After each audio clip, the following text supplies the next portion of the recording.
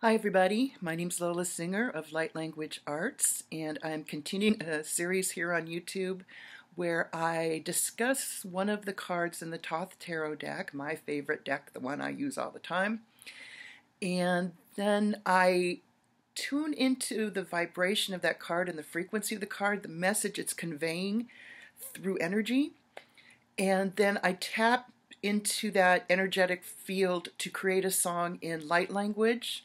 Light language is basically channeling frequency from higher dimensions, in this case the card, and bringing it through my voice, through sound and cadence and rhythm. It's purely an intuitive gift, and so far it's been very interesting to see how well the songs are matching the frequency of the cards once I explain them. I have no idea what the songs are going to sound like, so it's as big a surprise to me at the end as it is to you. And today, oh my gosh, it's one of my favorite cards. I love this particular one. We're going to talk about the Queen of Wands. Now, wands are about fire and energy and drive. Very, very exciting. You know, when you think about fire, it just goes, it's rampant. It's like nothing's going to stop me, right? And that's what we discussed with her partner. The Knight of Wands is all about active energy. Let's go, let's go, let's do it, let's do it, let's do it. I did forget to mention the last couple videos that these are personality cards, character cards, archetypes, pip cards, you know, pick your name, but basically what they're saying is it's an aspect of you, because our personality changes all the time. So you can exhibit the qualities of the Knight of Wands, you can exhibit the quality of the Queen of Cups, you can exhibit the quality of the Princess of Discs at any point at any time, depending on what's going on with you. This is my fire hat, I decided, so I wore it because it's kind of like fire goes up and rushes up. Here is the Queen of Wands. So I love getting this card because it tells me I'm large and in charge when I do get her. She is just amazing, sitting on her throne of fire. You can think of her as volcanic energy, but it's under control. That's the thing with the queens. The knights, which are the kings in most tarot decks, are the energy, let's do it, let's do it. The queens are the ones who say, no, I don't want to do just anything. Let me kind of look at what you're presenting to me as a knight or king, and let me take that concept, that one. I like that. I'm going to take it and build on that. Because instead of just diving in and doing things willy-nilly, she sits on her throne for a while and gestates with that idea. So her idea is, what can we do with fire? What can we do with energy? What can we do with spark? What can we do with what excites us? She is also the master of self-knowledge. She has a fantastic story. I love the fable of this card. So this queen, as you can see, has fiery red hair, and she's got her hand on a leopard. Now the story is, originally she had black hair, and she walked with a black jaguar, or panther. Sorry, I guess it would be a panther in this case. Black, completely black, which means she was walking with her shadow. She was walking with her fears, okay? She started to get in tune with the sun energy, which is what she represents, with the gold and the fire. And when you think about it, sun, S-O-L, is what many cultures call the sun, and S-O-U-L is what we call our soul. And these cards are based on Kabbalistic concepts, and in Kabbalah, the soul is the sun, and it's in the center. It's where all the roads lead between spiritual and manifesting. So she started to get more in tune with her soul, her sun. And as she did that, she started looking at herself and recognizing that she was even more connected to the divine than she thought when she was completely in the shadows. She kept bringing in more and more of that sun energy, and eventually her hair turned brown. And then the leopard started changing into having the spots with more gold in it. And then as she looked deeper into herself, now there's something occult here. When you look deep in yourself, that's when you have the shifts and the changes. On her capelet here, right here, there's a brooch, and that's a Pisces fish. And when you think about Pisces, it's the 12th zodiac sign. So if you think about the whole cycle starting with Aries and going all the way to Pisces, by the time you get to Pisces, there's so many deep and rich experiences in that cycle. And so that's why it's in the water, the mysteries of the water going deep within. So she's gone deep within. She's looked at herself. She's accepted who she is, and she's even moved forward to raise her vibration so that she has this understanding that she is more than her fears. She's connected to her soul. At this point, she's fully connected because her hair has turned red. It went from brown to red. She was given the wand in her hand, which represents the pineal gland, and where you know the intuition is, with the third eye connected to the pineal.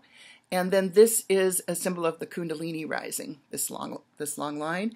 But what's really important is right here, she has the symbol of mastery in the Egyptian mystery schools. So she has mastered her fears. She has mastered her shadow side. Now, there's a reason why she left the spots on the leopard, because she wanted to remember the dark places that she's come from. She's not saying, I'm never going to look at that again. She's saying, sometimes I need those dark, I need to have the dark balanced with the light. I don't want to pretend there's no such thing as the dark. So she's aware, but she also uses this knowledge in a way that's helpful. And she's got her hand on the leopard's head. She doesn't have it tied down. It's not chained up. So for her, if ever she did need to release her dark side, like for example, if you were in a home invasion, you would want to unleash your dark side. So there are times where she goes, it is appropriate for me to use that, and she would just lift her hand off the leopard. But most of the time there's no need to, because she is so totally in charge. She's a master. She's a self-explorer.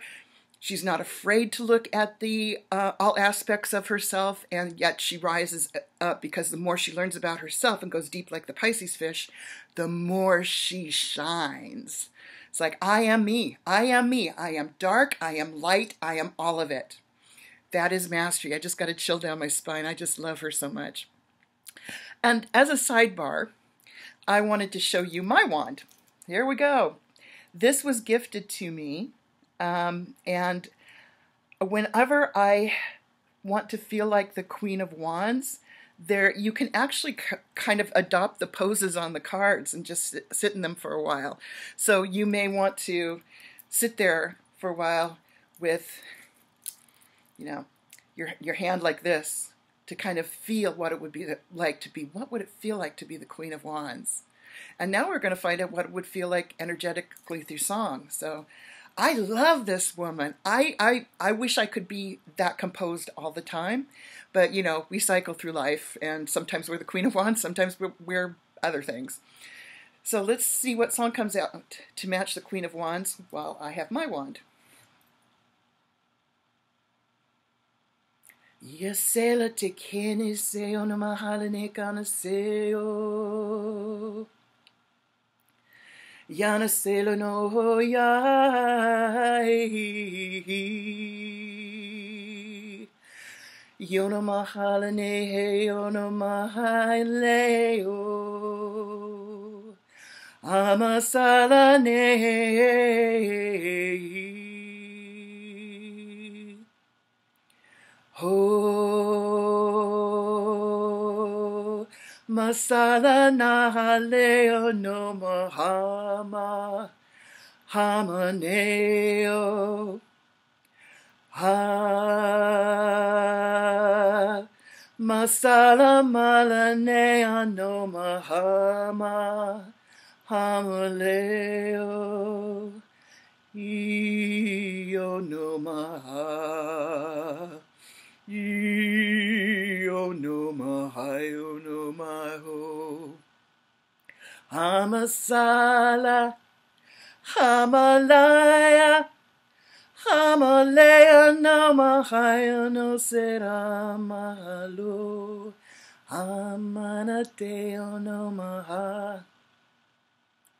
Hamalasela, Hamalaya, Hamaleo no Mahamasala, Hamaleo, Amasaleo, Amalea Namahamaleo, Io no serana mahala, Amaleo no malea, Amakeo no malea, Amasalaneo no maya, Amasalaneo no maya, Amalatea, Amaselea, Amaleo no maha, maleo.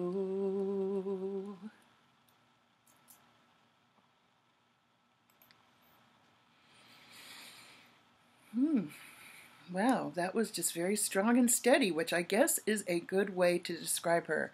She's just solid on that throne, large and in charge, understands her fears, is not afraid of her fears, knows how to work with them, knows how to go deep, master of self-actualization and intuition. Wow. So guys, when you get this card in a reading, and especially if it's a reading for you, you are really starting to put things together. Thank you once again for watching. If you like this series, please subscribe. Please give us a like. Let friends know. Because I'm excited about it. I hope other people are too. And let's just really celebrate the fact that no matter what cycle we're going through, at some point we master it. This is the queen of self-actualization and self-mastery. Love her. Thanks. See you later.